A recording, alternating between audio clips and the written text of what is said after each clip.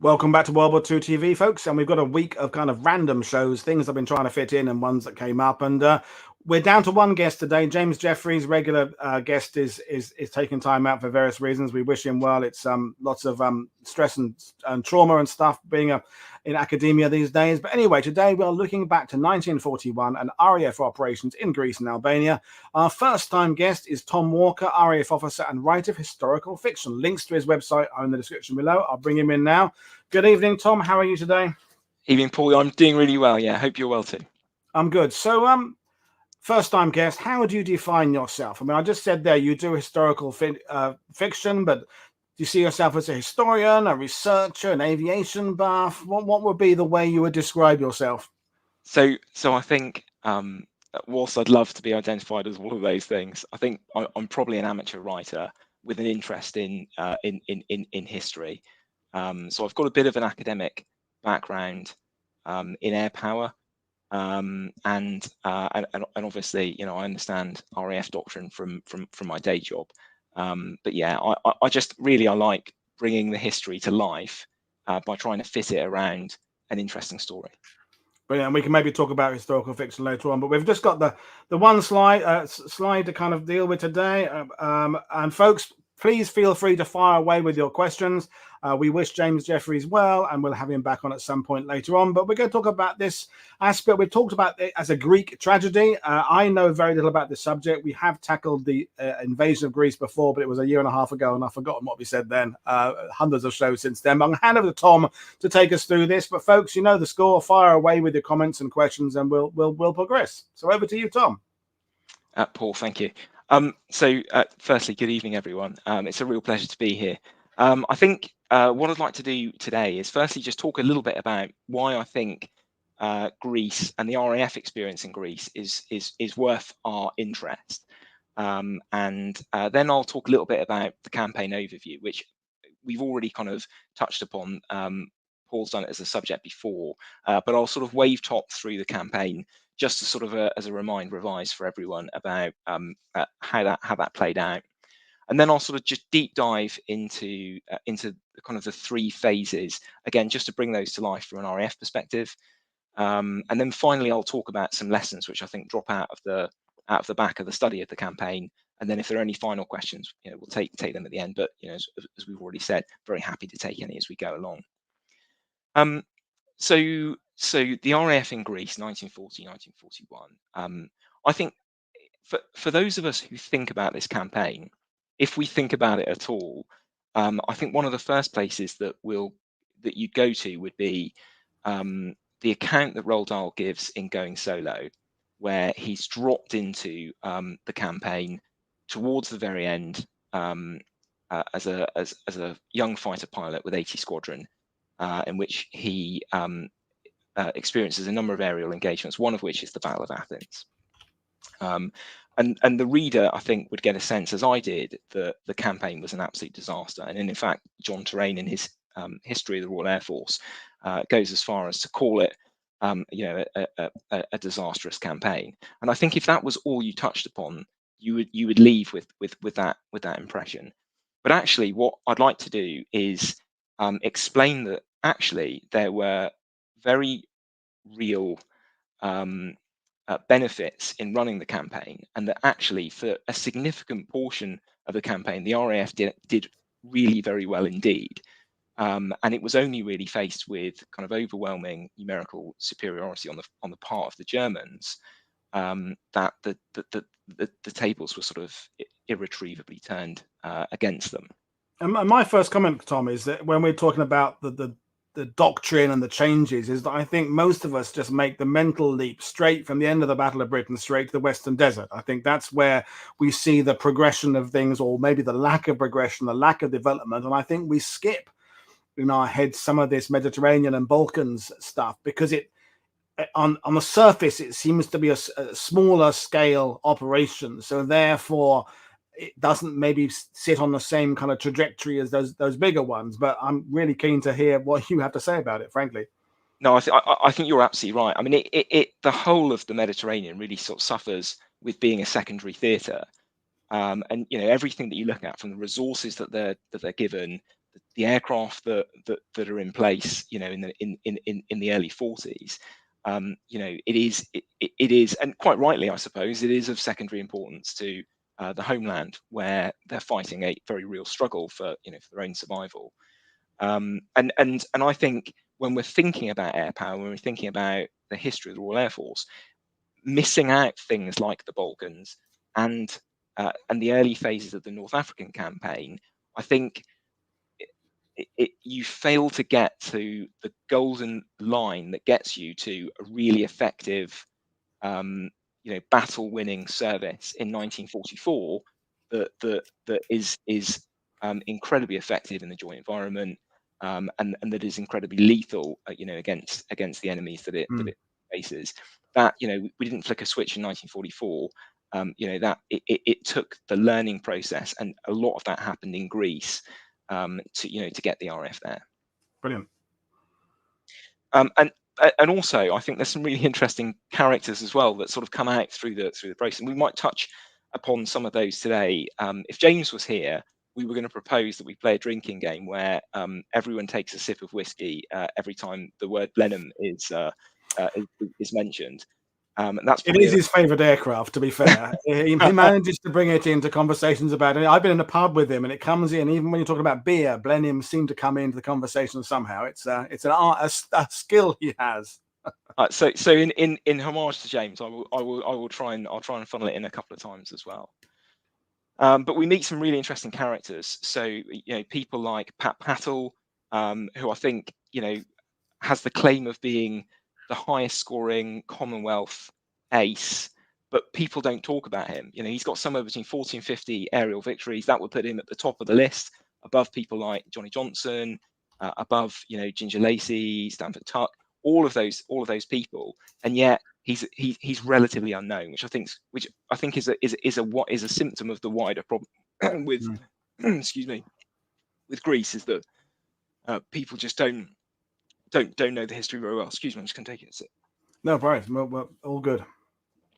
Excuse me, sorry about that. Yeah, and, you know, and James Gordon Finlayson, you know, 100 sortie bomber commander, DSO, DFC, you know, well known for crash landing 4 aircraft just in the period between June and November 1940. That was even before he went to Greece. You know, unusual in light bomber circles, but again, you know, not well known. So I think it's definitely an area that is of interest to us, and which probably deserves a bit more of wider popular academic study.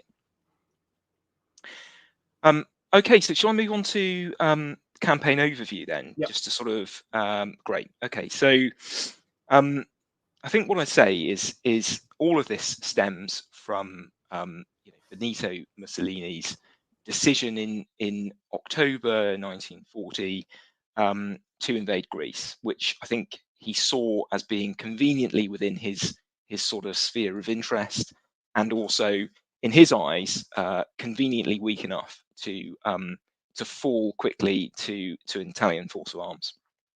And so therefore he directs his staff to go away and plan an operation that sees the capitulation of Greece. He doesn't reference it, doesn't clear his lines with his main ally. He just goes for it. And even though the general staff, I think, probably thought he was joking a little bit, they come up with a plan. They don't have the resources. It's not an ideal campaign to begin with, in the sense that you know, they probably have insufficient logistic support and troops to be able to move at the speed they need to. They've almost certainly underestimated the strength and fighting ability of the Greek army. And geographically, because they're based in Albania, which is essentially a sort of a, you know, client state of Italy at this point. Italy is occupying Albania. You have to travel through mountainous passes on a small number of roads, so you're effectively canalized. So if you're going to invade Greece, the tip is don't approach from Albania. and so they launched this campaign 28th of October, and immediately get sort of bogged down by Greek resistance. So the RAF come into this sort of about a week before the invasion, because they've been warned off by ultra decrypts that the Italians are planning an invasion. So they have advance warning to be able to stand up a mixed force of units to go and support the Greeks. At this stage, so the UK, just talking about the politics very quickly, the UK is under an obligation of a sort of a tripartite treaty signed between Great Britain, France, and Greece that guarantees Greek sovereignty in the event of an aggression by a third party. So that treaty is in place, but I think it's probably worthwhile just saying that, you know, France at this stage has dropped out of the game. So in terms of the warranty on that treaty, it probably feels a little bit invalid. Nevertheless, the air commander, who is Arthur Longmore, he recognises that that it is the right thing to commit some air support to make up for shortcomings in the Royal Hellenic Air Force, which, whilst it has the term Air Force in it, it feels like an honorific title. They've got about 60 kind of frontline aircraft, 2/3 of which are about fighters, the others are sort of light bombers, and they're all kind of like roughly obsolete types.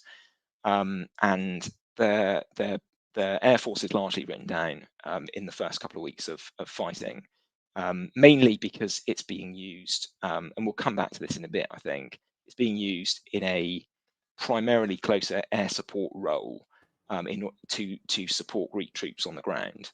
And so what the Royal Air Force is able to do is slide into the position that was hitherto occupied by the Royal Hellenic Air Force, and provide that air power within a joint campaign construct. So at this stage, there's no UK ground element provided by the British Empire forces. All you've got is well, in fact, just one squadron, and then others are added later. There's a sort of a Chilean, I think, stench a little bit of a sort of a Balkan strategy, which feels it's not the same, but it definitely rhymes with the with his sort of the Dodecanese campaign, and the idea that there's a soft underbelly in Europe that can be got at. And so whilst Longmore isn't sort of ordered by Churchill to commit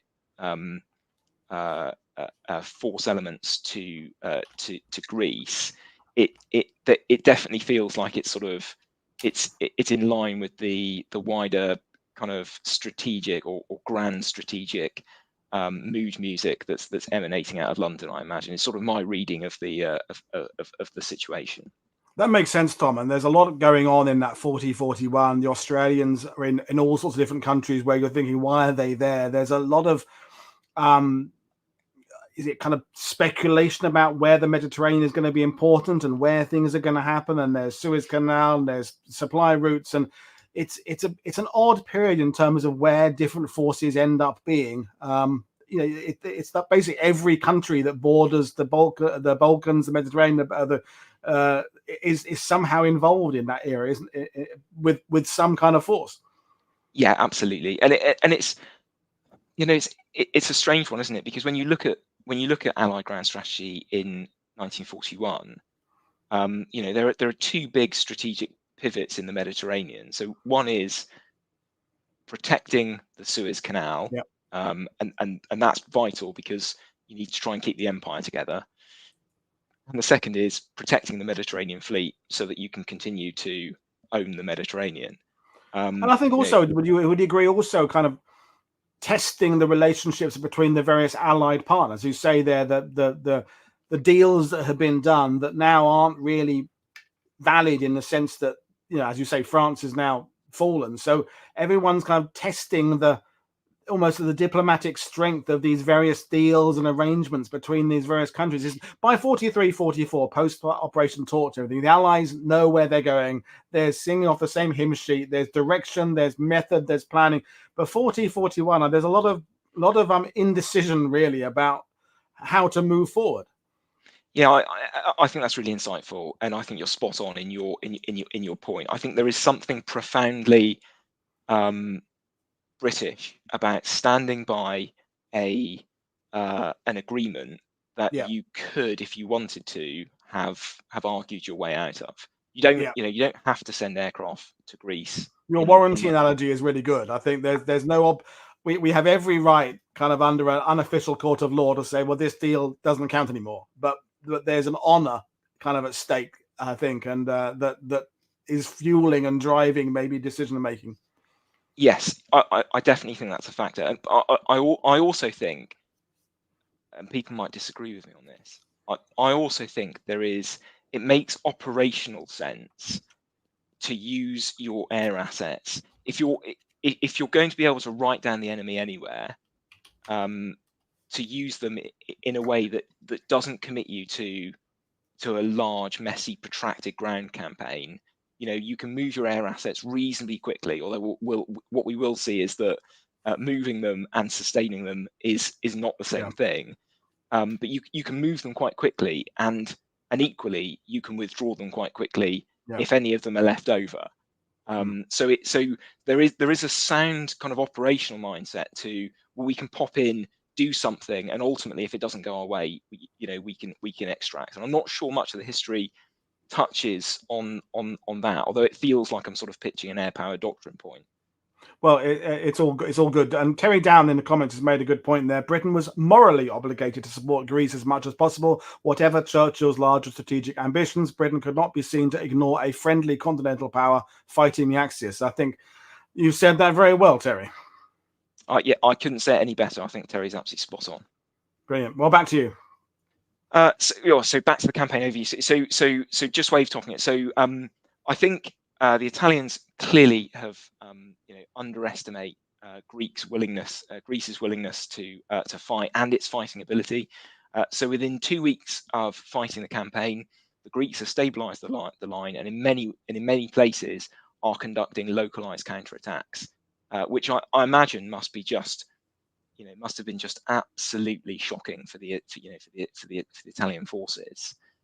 The first Royal Air Force assets begin to show up sort of in November, and there's sort of limited strikes in the November-December period, and again we'll cover that when we come to the sort of deep dive into the campaign. That period kind of runs up until about January, and by January, sort of a combination of bad weather, mounting Greek casualties, and logistics running low, and a stiffening Italian resistance. And in fairness, they've largely attacked into Albania now, so that they're not even on Greek territory anymore. The Greek counteroffensive sort of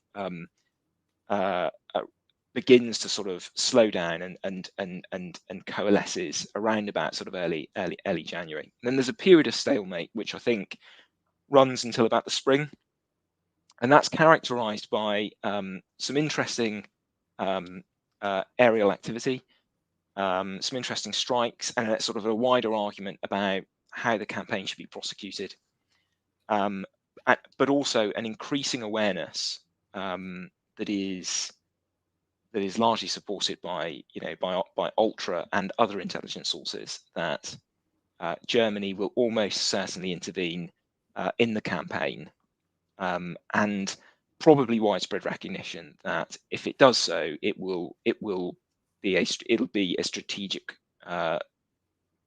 question for the Allies. That invasion comes on the 6th of April, and that kind of leads to the final phase, which sorry, just to back this up, the Allies just before the 6th of April commit a ground force in order to support the Greeks, but it's about 4 divisions in strength, and is largely insufficient to stem what is sort of like a 12th, so the German 12th Army, composed of about 5 corps worth of fighting troops, 2 of which are Panzer corps. So that force, I think we could conceivably describe as token, and really from the 6th of April through to the end of April, all that happens is the Allies try to slow down this German offensive in order to give as much of the Allied force the opportunity to withdraw as possible. And by the 27th of April, it's all done, including the super nuts. And of course, then the campaign kind of rolls on to Greece. That's probably another story, but I think it's an interesting point just to sort of dwell that we've set the tone, we've set the tone in Crete by what we've done in the last phases in Greece. Good. Okay, so should we go on to talk about the first phase then, the sort of the pre-Christmas phase? So the first commitment then of RAF forces to Greece is a mixture of squadrons. So you've got some fighter units, you've got a couple of Blenheim units. 30 Squadron is the first unit that deploys. And that's flying Blenheim 1s and Blenheim 1Fs. So it's a mixed squadron that has bomber and fighter aircraft as part of its composition. But you'll recognise, James will be feeling this when I say this. The Blenheim is an obsolete type in any theatre at this point in the war. Certainly the Blenheim 1 is, and so what the RAF is doing is trying to deliver air power support, control of the air, within the joint construct, but doing so with what is effectively sort of second-tier aircraft. Now, I don't want to be too harsh on the service when I say this. I mean, it has denuded its strength in the Middle East by a significant portion just by the first wedge of squadrons that go in the sort of the pre-Christmas period, and another 5 will join them, in the new year in 1941, which takes the sort of the eventual strength up to about 9 squadrons in total, about 200 aircraft of all types. But obviously that comes at the cost of sort of the fighter strength of the Middle East Air Force is halved. And I think the bomber strength is reduced by about 1/3, roughly, in order to facilitate the campaign in Greece. So it's not an insubstantial commitment to the fight that the Greeks are putting up with. The first phase is really characterized by this wider question about how you use your assets, how you use your air assets, and how you prosecute a joint campaign. And that might be something that we want to talk to in this presentation. But broadly, and I'm not talking in pure doctrine terms now, but when it comes to using strike assets, there are kind of 3 settings that you've got fundamentally. You've got close air support, which does what it says on the tin. It's employing your air assets on the forward line of enemy troops or just behind the forward line of enemy troops, in support of ground forces. And we might describe it, if we're feeling a bit chippy, we might describe it as sort of like as aerial artillery. Yep. You then have what we call air interdiction. And air interdiction is, I would describe as anything that sits behind the close air support boundary, really right into the deep battle area, but not into the enemy's homeland or industrial capacity. And so your air interdiction would be things like attacking enemy marshalling points, ports, enemy airfields, and that might also link to a wider objective to seize and maintain control of the air. But it's employing your air assets in a way that allows you to get the best benefit out of those aircraft, noting that you don't have many of them, and the ones that you do not have huge bomb loads. So the force committed to the operation at this stage is mostly Blenheim 1, so light bombers. They've got a bomb load of about 1,000 pounds, and it takes 3 men to fly one of those and deliver that payload. So you can already see if we put strike assets on a line, 1941. By the time you get to 1944, and you've got things like the Typhoon, you've got 1,000 pounds of bombs sitting on one aircraft, as well as a whole bunch of other warlike stores that you could strap to it as well. So the capability development that goes into that is enormous. It's far more efficient to be more violent to the enemy by 44 than it is in 1940, 1941.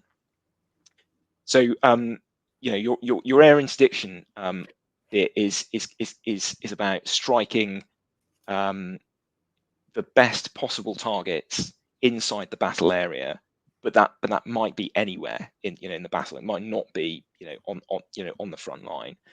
And then you've got the third area, which is strategic bombing. And I know, Paul, you've touched on that in the past, but broadly speaking, I think I'd probably define that as striking targets within the enemy's homeland, or which are essential to the maintenance of the enemy's ability to continue to fight. So classically, that would be what the RAF tried to prosecute in between 1942, well, in fact, 1941, 1945. Into the German industrial heartland. So the RAF doesn't have the ability to conduct a strategic bombing campaign in the Mediterranean. It doesn't have the aircraft. And although some Wellingtons are available from 70 Squadron, which is based in North Africa, those are never committed to the campaign. So they never fall under the command of the Joint Air Commander, who's a guy called Air Vice Marshal John Dibak. He's given them for specific times and targets, and then they disappear back. So a strategic campaign is not within his gift, right, to prosecute. So really, he kind of has a choice between close air support or air interdiction. And obviously, the Greeks are very keen on close air support because the Greek general staff is largely dominated by army officers. They are fighting a very hard and difficult campaign in the mountainous regions, in Albania, and close air support can make a difference. But the problem is that they've lost most of the Royal Hellenic Air Force by putting it into a position where it was conducting close air support strikes to no real benefit, other than the obvious kind of morale benefit of physically seeing your aircraft overhead and doing things that look dangerous to people other than yourselves. And that I think is an enduring theme of how you use air, and it comes out all over the place, whether we're talking about Dunkirk in 1940, or Crete in 1941, or Greece in 1941, 1940. The reassurance of having your own air power over the top of you, is a big thing. Well, today I was creating a couple of shorts from a show I did in my Philippines series. It was about the Filipino airmen who are flying up in 1941 in P-26s, and they're taking on Mitsubishi Zeros, and they shoot at a few, and they may have shot a few down. But the recruiting benefit that had on Filipino university people, college people, the cadet force running off in droves to volunteer to stand against the Japanese. They weren't considering whether or not the aircraft in the skies were achieving anything or not. It was the morale boost. And as I'm reinforcing that, there's a Greek watching the channel today is saying, great boost the morale of our troops, though, to see the British actually fighting on our side. So there's a Greek opinion for us today of how even 80 years plus years on, seeing someone in the air above you is a huge support, whether or not they're actually achieving anything. And this is the big debate about the Western Desert later on, isn't it? Is do the assets do what the ground want them to do, or do they do what the RAF and the other air forces think is the best thing to do? And it's a imponderable, hard to decide decision.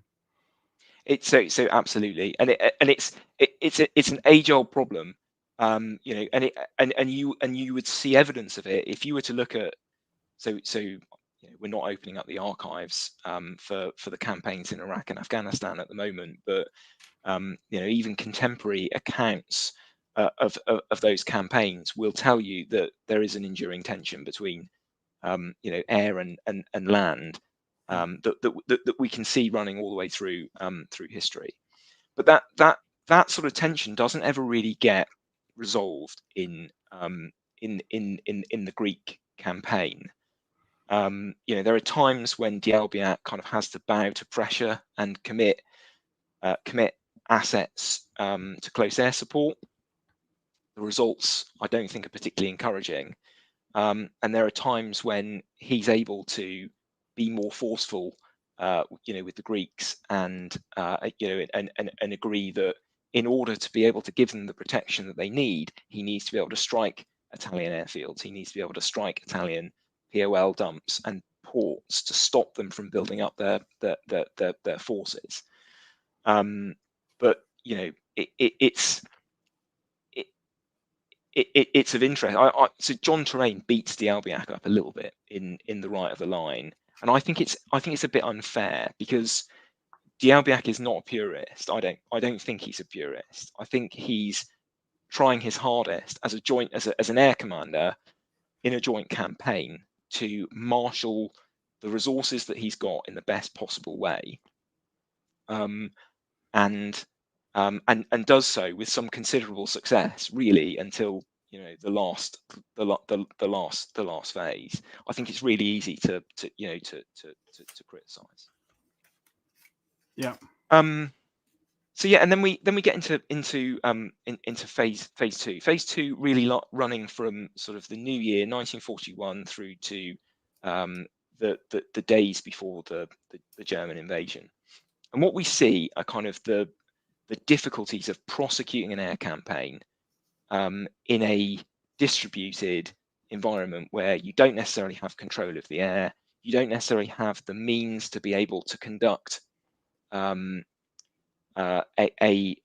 control of the air campaign. So you know, you've got you don't have radar on your side. You're dealing with a sort of a very informal. I wouldn't even say an equivalent to the Observer Corps, because I don't think it is that. I think that would be doing the Observer Corps a disservice. But you definitely have a sort of a spotty ability to track enemy aircraft when they're ingressing into your airspace. You've got a mixture of that, and you've got some ultra decrypts, which at least tell you roughly which Italian air forces are looking to get airborne and what their targets might be. So you've got you can do a very kind of rough guesstimate of where they're going to come, when they'll come, and in what strength, which allows you to make at least some fighter dispositions. And where that is particularly successful, the RAF come off really well. So in that period between, I think it's January to March 1941, I think the RAF is able to claim something like 96 confirmed and 24 probable Italian aircraft lost to 10 RAF aircraft, of which they recovered 6 of the aircrew. So by any exchange, you know, that's not a bad kind of result when you think about it in in relative terms. Even if we agree that some of those aerial victories will probably be overclaimed, because that was the going rate, wasn't it? I think generally speaking, most squadrons overclaim to actual losses.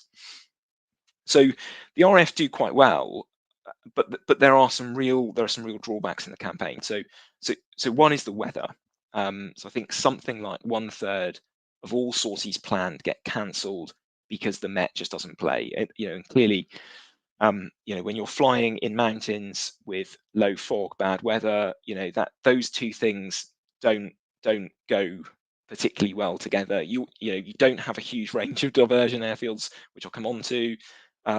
So you don't really want to be putting your aircraft up, when the weather doesn't work for you. And in January and February 1941, the weather doesn't really play ball very much at all. So they're not really able to prosecute many strike sorties, over that period. So they're not as effective as they would wish to be. Airfields is a real problem for them. Greece doesn't have a surfeit of all-weather airfields, and in fact, I think one of the big limiting factors in growing your air resource is the availability of airfields and where they are in the country. So they're mostly in the south. They're not up in the north where the campaign is being prosecuted. And so what does that mean? That means that you have to fly further in order to conduct your strikes. That means that you limit the amount of strikes that you can take, and you probably limit your payload as well. So your airfield shortcomings mean that you can't be as offensive as you would wish to be. But it's also a problem of just how many aircraft and squadrons can you actually cram onto these airfields, and can you then operate them whilst the fields are waterlogged and damp? Do they give you, do they have appropriate technical accommodation so you can actually service your aircraft? They don't. Do you have domestic accommodation so that you can put your air crews and your engineers and your support staff out of the rain in a way that allows them to continue to to service the aircraft? And most of them don't. Do they even have appropriate drainage? To be able to run latrines and and allow people that sort of basic standard of hygiene that you need to remain a fighting force. And I'm assuming, Tom, if we compare this era to the heights of the Battle of Britain, this isn't the priority for the Air Ministry in terms of getting new engines and new anything else. I'm assuming they're fairly low on the list in terms of just getting anything. Is that fair to say? Yeah. So yes, absolutely. So kit and equipment is just not flowing out to the Mediterranean, to the Middle East Air Force at the rate that it would be elsewhere. But it's not a priority. The RAF. So the last time the RAF has prosecuted an offensive ground campaign in support of land forces, was the Battle of France. And if you want a good account of how rudimentary and difficult it was for the RAF to prosecute that campaign, having not really thought enough about how do you do air power on the move, I would definitely recommend 6 Weeks of Blenheim Summer, which is an absolutely fantastic book. So very much Battle of France, not pointed at Greece, but a great account of one Blenheim pilot's experience of that very short campaign, and how they effectively had to sort of make it up as they go along. And they're doing that in Greece. It's only having done Greece and North Africa that they really begin thinking about the problems of how do you prosecute that campaign. So in many respects, you have to go through the difficult and lesson winning experience of Greece in order to be more effective in 1944. So when you come to Normandy, you have specialist units that are able to service the aircraft at forward airstrips. You've got Royal Engineer airfield support troops and companies that can set up an airfield and have it running in a matter of hours. You've got mobile canteens, mobile workshops. All of these things exist because we knew that we would have to do it, but we didn't know that necessarily in Greece. So the RAF, which is very much a service at this stage that has to operate from its main operating bases, when it's away from them, it really struggles. And that kind of brings me on to, my third point there about logistic constraints. So again, as you're trying to sustain your force in the field, on operations, what you're trying to do is run a whole bunch of spares, replacement pilots, replacement engineers, fuel, oil, explosives. All of those things have to travel up a rudimentary road network to the air bases where they'll then be consumed in the flying operation. And just the length of those supply chains and the amount of logistic support that's available in theatre is just inadequate, really. And so I think the best illustration, you can see it at the top right hand corner of the slide. You've got a bunch of I think they're Blenheims. I think they're Blenheim aircraft that have been left behind. So the RAF lost, so according to John Terrain, lost 209 aircraft in the campaign. I think 73 were shot down, was destroyed in aerial combat, and all of the rest were either destroyed on the ground or left because there were insufficient spares to get them airborne. So 2/3 of your fighting force is denuded before it was ever used in combat.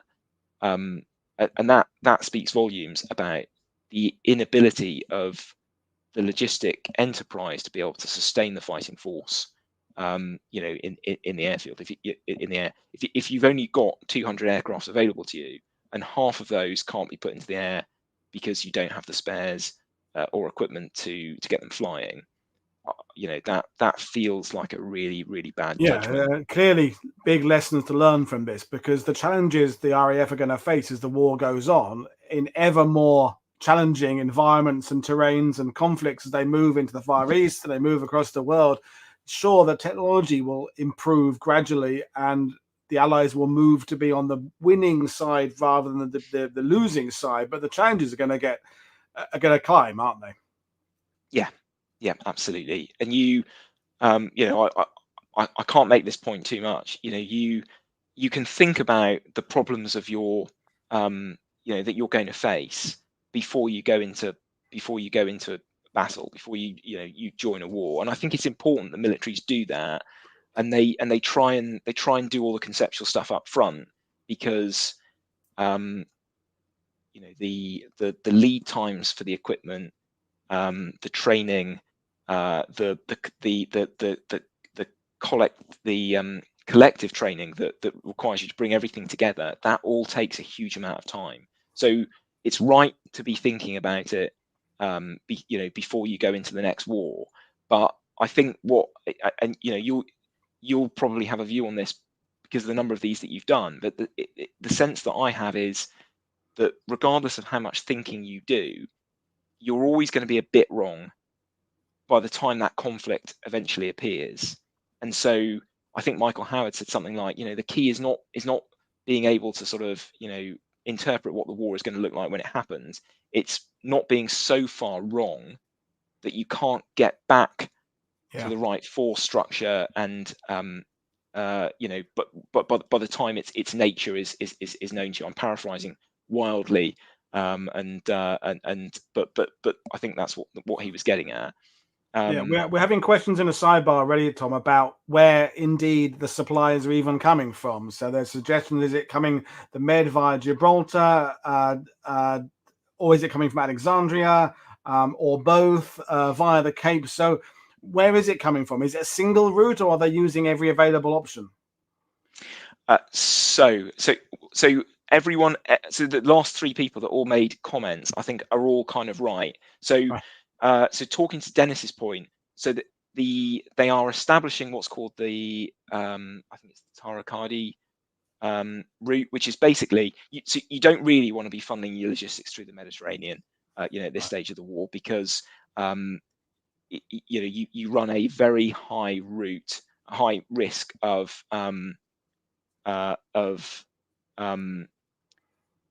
you run a very high risk of losing your ships to enemy aircraft, enemy submarines. So initially, as Dennis has said, initially they go around the Cape and they come up through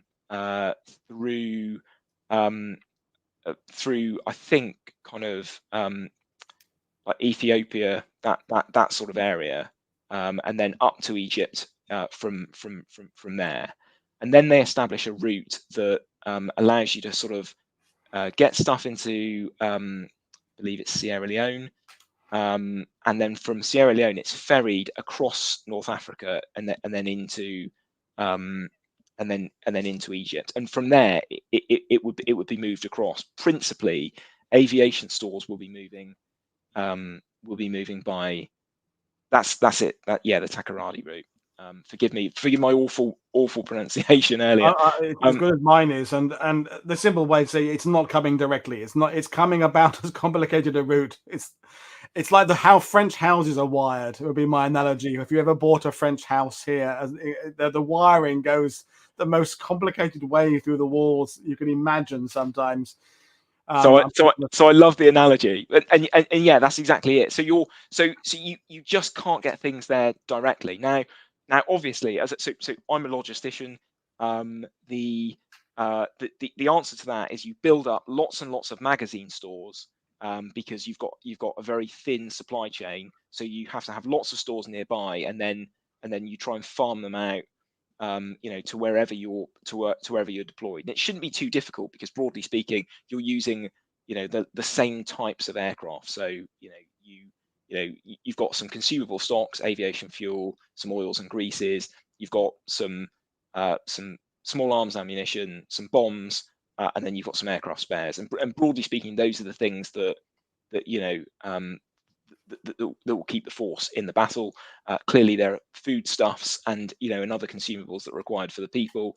But broadly speaking, that's not so much of an issue in Greece. You can still get local provision. And Roald Dahl talks about that quite extensively in Going Solo. But yeah, you're having to bring everything into Egypt, which is your main base, and then farm it out to Greece from there, and that will be shipped into a major port, and then driven in trucks up to the air bases, some of which are in a cluster around kind of Athens, and some are further up. There's an airfield called Parametheia, which is sort of very close to the Albanian border, and which was previously in Italian hands. That is largely the length of Greece to get stores up there. So you can see that the logistic challenge that's at play in just keeping the aircraft flying, and I think the difficulties largely account for the large number of aircraft that are just left. As those aircraft in the top right hand corner are, interestingly, all in their North Africa colours. As well, but everyone else will have spotted that already, I imagine.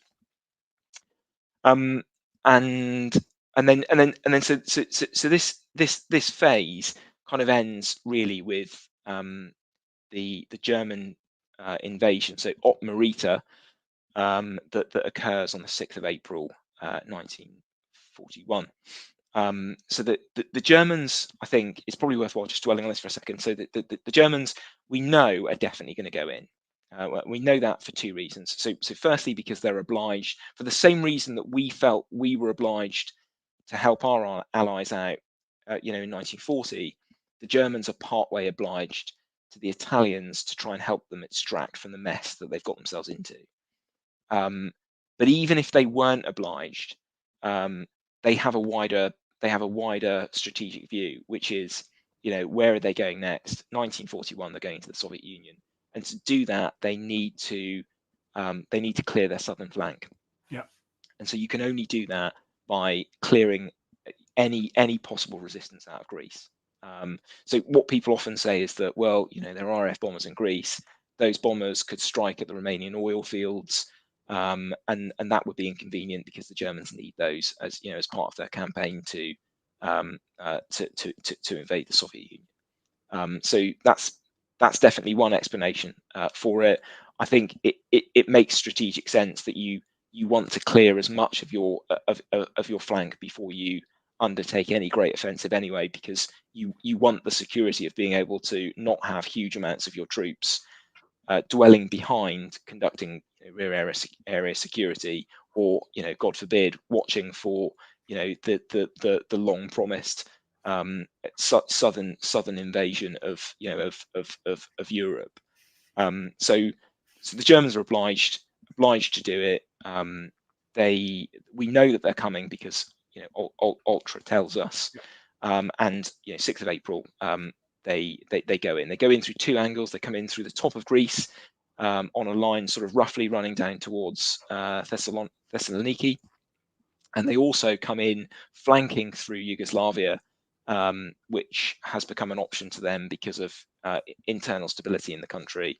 And so because of that, they're able to outflank a major Greek defensive position known as the Metaxas Line, and they can then effectively come down through the country, through the sort of the slightly more flat plains, which enable them to operate more as the Germans are comfortable with, which is a sort of a mobile land force enabled by air power. So I've already spoken about 12th Army.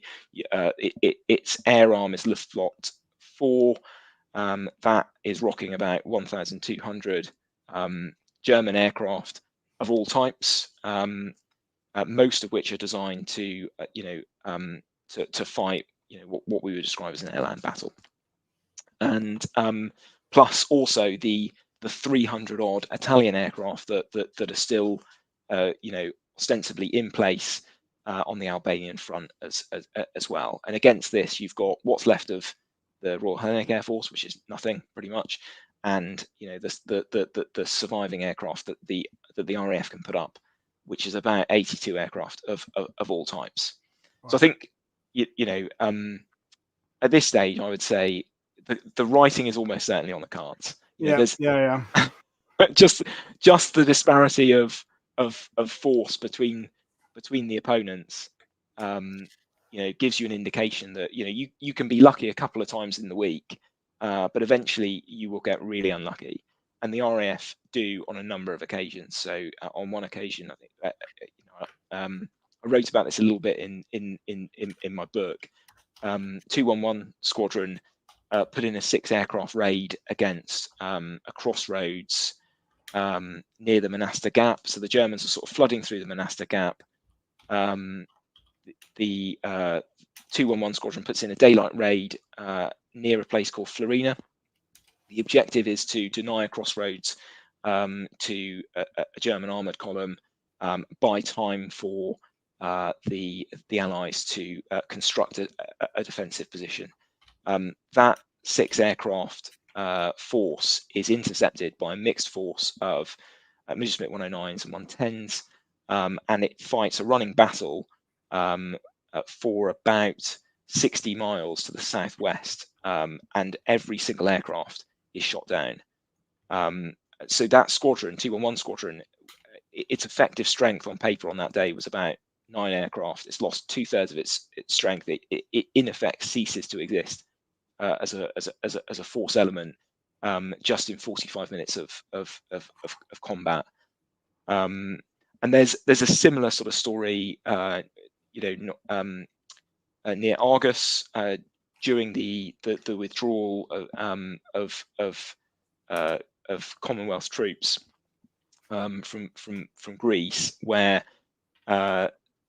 essentially a fighter unit is sent to the wrong airfield. It lands, and the Germans bounce it on the ground and destroy 14 aircraft in one fell swoop. When you've only got sort of 80 odd of them, to fight with, that's a severe blow to the campaign. And largely that back end of the campaign is the bit that we all think about. It's the bit that makes us think Greece was a disaster. If we aren't thinking about the successes that we've had, very successful Greek land campaign against the Italians, very successful campaign in which, broadly, despite some severe challenges, the RAF has managed to sort of wrest control of the air from the Italians and maintain it for the best part of 4, maybe 5 months. Those are things that we look past when we look at the back end of the campaign, which feels like the Germans just steamrolling over ill-prepared Greek and British Empire troops. The British Empire managed to sort of the mixed force of Greeks and British Empire managed to sort of hold the Germans up for a couple of days at Thermopylae.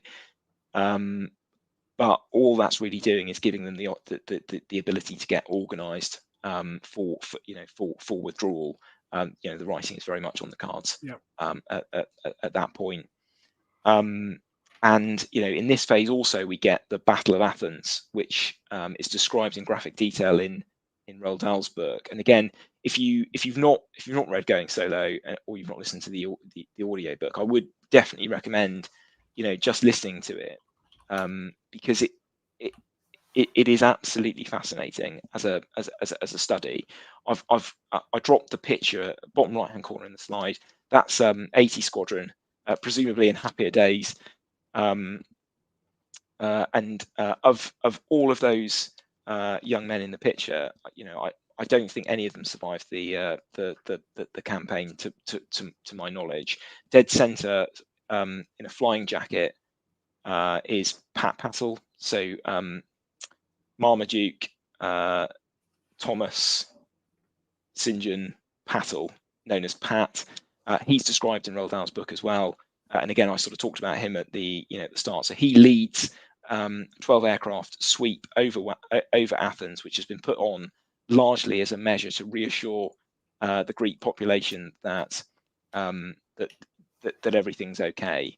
That fighter sweep is bounced by probably about 3 or 4 times the number of German aircraft, and significant number of the RAF aircraft don't make it back. Roald Dahl does, clearly, plot spoiler, but it's fascinating to think that even at that late stage of the campaign, that air assets are being kind of whittled away in what feels like a nugatory use of air power, when there are still assets to be protected, there are still ground forces to be defended.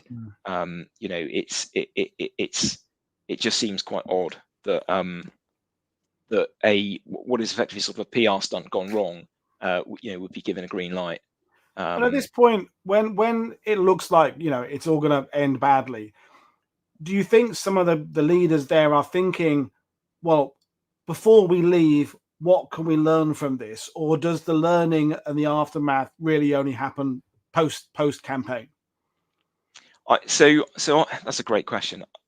I don't think people are learning in the campaign. I think the first real learning event is the air commander's dispatch from the campaign, which again you can read. It's in the if you Google Greek campaign in the Gazette, you can find what John Drawbacks wrote as his summary, noting that the dispatch is sort of written for a certain audience, so it's not necessarily a learning process, but you can see the stuff that's coming out,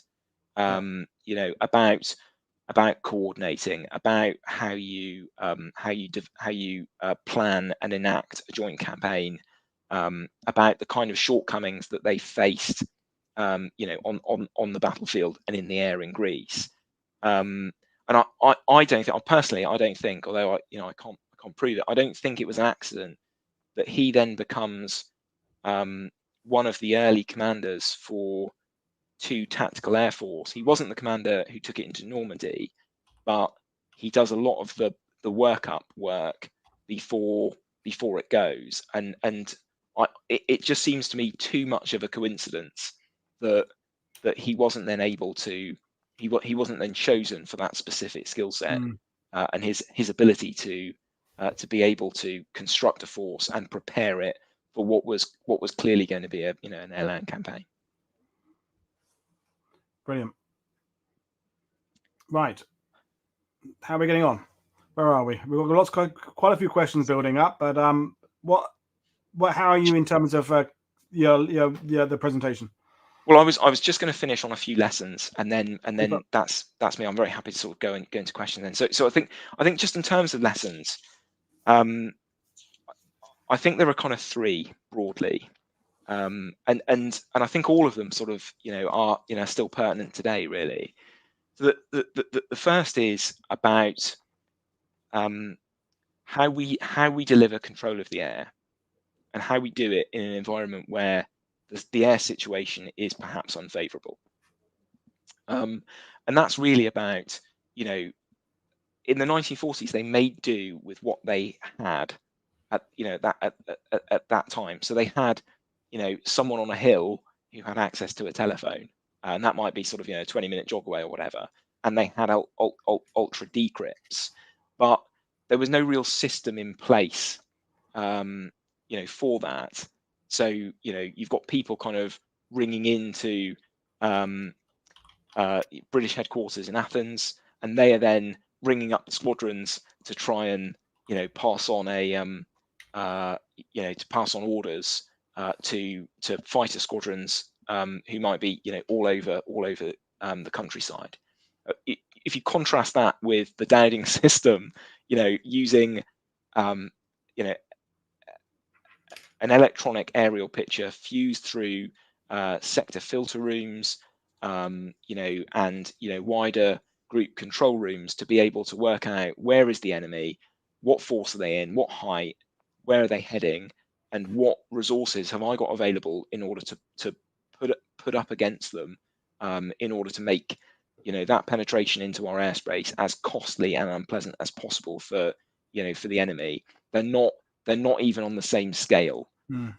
Those two things, and so there's some real thinking that has to go on about how you conduct control of the air in that unfavourable air situation. I think the Allies get a free pass in 44 because they've written the German Air Force down to such an extent that that it's not really a factor. You haven't really got to, and although there are mobile radar units that go into Normandy, and there is a control system, it's not tested in the way that it perhaps might have been. And I hate hypotheticals, but had we had to put it into effect in a campaign like Greece, interestingly, where it goes wrong around kind of Nijmegen and Arnhem in late 44, again, the Germans are able to establish a measure of temporary air control over the battlefield,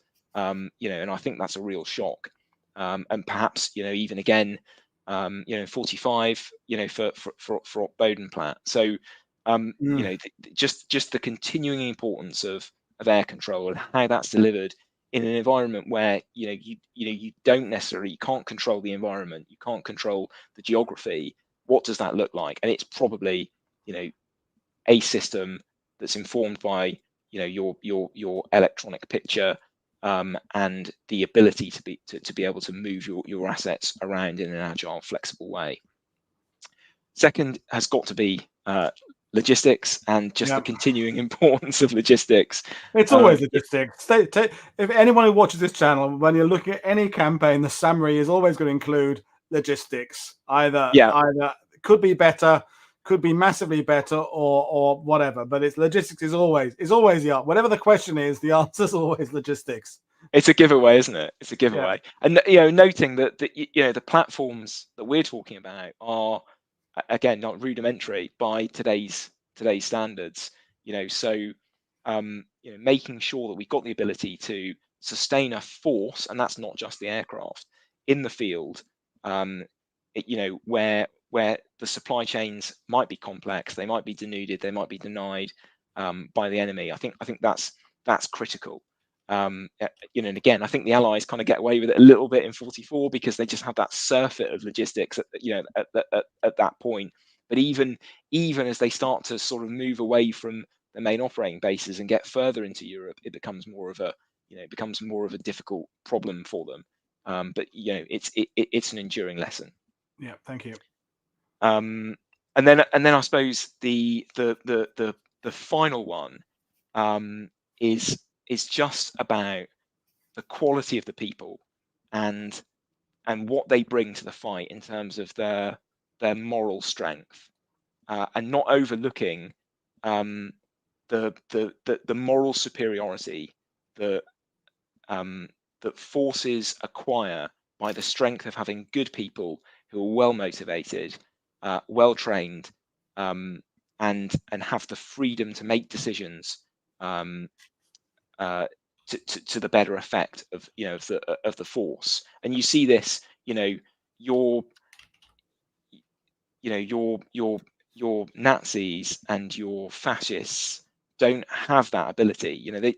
They're not able to make decisions. They're not necessarily able to take responsibility for things in the way that those countries that have aligned themselves in a democratic way, can have. And that's a really big strength for us. It's our ability to be able to reinvent ourselves. Yeah, ideas are not a dirty word, and people can put suggestions in. And yes, you said it yourself, the Allies can be a bit slow at implementing ideas. And I feel with air power, there's always a sort of 2 steps forward, 1 step back as we go through the war. But at the same time, there is fertile soil for ideas. It's an open environment where people can say, look, here's a better way of doing things. And that's something that we can't really say about the Axis. Thankfully. Yeah. And that's it, I think. Brilliant. Well, it's been a really, really fantastic. We've got a few questions and comments to round things up. So first one is going back to the Blenheim bases. So we wish James was here to ask, but Terry Down answered right at the beginning. Question for Tom. I've heard the Blenheims were popular with aircrew in the Far East anyway. Is that true? And why would it be? So, you said yourself, by the time they went into the Greek campaign, they are kind of behind the times. But yet I've read they were popular with crews as well. Is that true? So I think it is. I think it is. I think if you want to know why the Blenheims are popular aircraft with crews, read 6 Weeks of Blenheim Summer. I'm trying to think. I'm just trying. The name of the author escapes me, and I'm so sorry. I think it's on my bookshelf back here, but in fact it is. Yeah, it's. So the guy it's about is called Alistair Panton, but it was his diary, and his diary was sort of edited by his daughter, who's called Victoria Panton Bacon. So that's the one to look out for, and it describes in detail him flying the aircraft and why he thinks it's such a great aircraft to fly. And broadly speaking, I think it's because it doesn't have many vices. It's quite maneuverable. It has good power as long as you've got both engines turning. It has it has a significant amount of power for the for the weight of the aircraft. You've got 3 people on the crew, which immediately means that as a pilot, someone else is making your tea for you. So there's a lot of good things in here. I think the interesting thing is the poor old Blenheim. So it starts off in the Battle of Britain, where it's kind of sidelined. It's a light bomber. It's not really up to scratch. You don't want to use it anywhere that you have a fighter threat, really. So they get shifted to the Middle East because there aren't Messerschmitts in the Middle East at that point. So it's not obsolete there. And then they get shifted again to the Far East for largely the same reason. So I think it's popular because it's an aircraft that doesn't have many gripes. I think it's popular with crews in the Middle East because they probably didn't have access to much else. Well, I think you could extend that when we did a show with Ken Delve about the P-40 Kitty Hawks and Warhawks out in the Western Desert. Clearly superseded by lots of aircraft types within a couple of years, but at the time, when they were all we had, and there's a lot you could say. We could go into Fairy Swordfish and Bolton Paul Defiance and the Wellingtons and the the Sterlings, of course, they all become superseded by better models later on, but often at the time they did pretty well. The same can be applied to the Americans, things like the Wildcat, which clearly wasn't as good as the Hellcat and the Corsair later on, but it did what it had to do at a time when there wasn't anything else. Yeah, absolutely. Brilliant. And actually, I think you can. There's a flying example, isn't there? I think that's with the historic aircraft corporation. So I long to go up and see it, but I think it's a beautiful aircraft. One of my stories of my youth is me and my dad were I think it was Duxford when they had got that first flying Blenheim flying, and it was flying off to another air show to then come back and perform at Duxford later on, and it never came back. That horrible. So me and my dad said, "We'll watch it later," and there was no later. Now there is one again, but me and my dad never got to see the Blenheim fly because it flew off and never came back. But yeah, James obviously loves it. So if it's good enough for James, it's good enough for me. So a couple of quick questions. One from Willie Robertson saying, we need a coffee and a catch up. Give me a shout when you're next at BZ ends. That's from Willie there. That's a personal message. We had a couple of people talking about the Greek campaign as a problem for the Germans in the launching of Barbarossa. And it's a massive, great rabbit hole that we can't go down today. But definitely Hitler has lots of distractions in the summer of 41 that all lead to and latter part of 41 that lead to problems launching Barbarossa, kind of beyond the scope of today. But it is one of those knock-on effects of that campaign, resources being sent there. So that's it. Thank you for that, Dennis. And Gwilym is asking, did the Greek campaign deplete RAF air power in Iraq, Malaya, and Burma? Right, it's a great question. So I think back to the first one. So that is the big question, isn't it? Is did Barbarossa get unlocked because Hitler did Greece? And I don't know. Like people say, well, the campaign in Greece was about 4 weeks long, and had Hitler sort of started 4 weeks early or 6 weeks early, he might have got Moscow. In 1941, maybe those are true. I think when with these kind of things, what is wrong is saying it's the single reason. I mean that becomes quite. But I think when you talk about it as one of the many things that Hitler is distracted by when he's planning Barbarossa, I think you have to include it. There's lots of plate spinning going on at OKW and OK, at that point of the war. And what's going on there is a distraction, as things are in the Western Desert, as everywhere else. So I think when you add it all together, clearly Barbarossa follows a period where there have been lots of distractions for the Germans. Is any one of them a single reason? I would say maybe not. But you add them all together, probably yes. That's my final take on it. Yeah, absolutely. Yeah, like appalling grand strategic planning by Germany is like is the save all, isn't it? Yeah, there was a big conversation on one of my shows a couple of weeks ago from someone saying that the Germans should have planned to have units to spray the roads that they use for Barbarossa to keep the dust down. It was on a short I did with David Starr talking about the dust being a problem on the roads. And I'm thinking 600,000 vehicles involved in Barbarossa, having to have enough vehicles to run ahead of them to spray. A, where does the water come from? B, how do you get it there? But it was interesting that it was another thing that this particular guy who had been involved in spraying airfields for the RAF out in Afghanistan or something, saying, well, that's where Barbarossa went wrong. They didn't have water to spray on the roads. And you think, well, I suppose we can add that to the list of things the Germans didn't consider to go with lots of other things. Definitely up there, yeah. Those roads are going to get dusty. But is it the single factor? I think probably not. And then the last comment from Peter O'Connell, and it's a massive, great subject, probably the other day.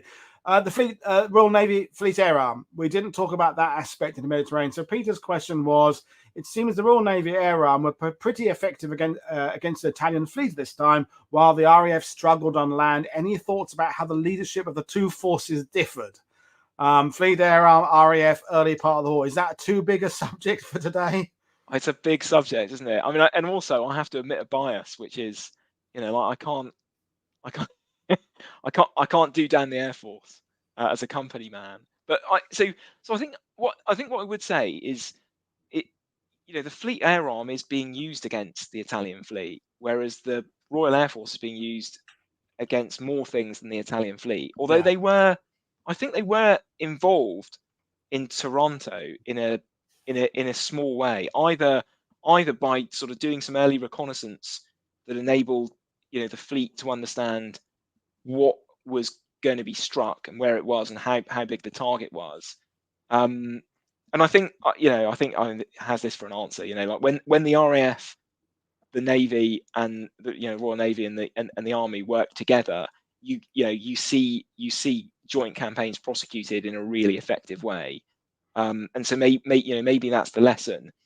I think we could definitely unpack for a long time the interwar problems around fleet cooperation and the rebirth of the fleet air arm, and we could unpick that definitely for hours. Future conversation, I think, and however limited the cooperation was between the Royal Navy, the Royal Air Force, and the Army, from the Allied point of view, it was 10 times worse for the Italians. I mean, and only got worse. So, and the Japanese have the same problems as well. So sometimes you have to look at, as sometimes badly as it seems the Allies were doing things, sometimes our enemy, our foe, were doing it even worse. So there's no perfect way to wage war.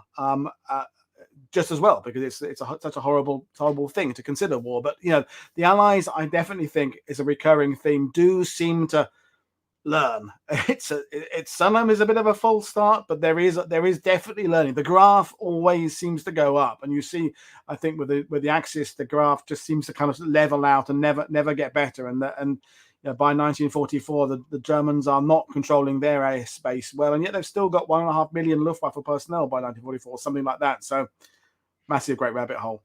But we'll leave it there. Tom, we'll have you back in the future. We didn't get onto historical fiction. We'll do that in a future show. We'll end things now. It's been really good. It's a campaign I knew little about, and now I know a little bit more. I can bore people in the pubs with it for about at least half an hour now. Thanks for that, Tom.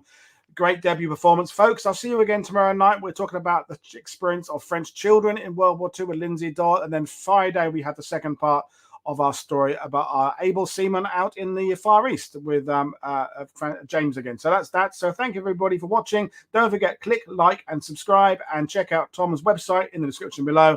This is Paul Woodadge from World War II saying enjoy the rest of your Wednesday. Cheers everybody. Bye. Thanks, Paul. Good night.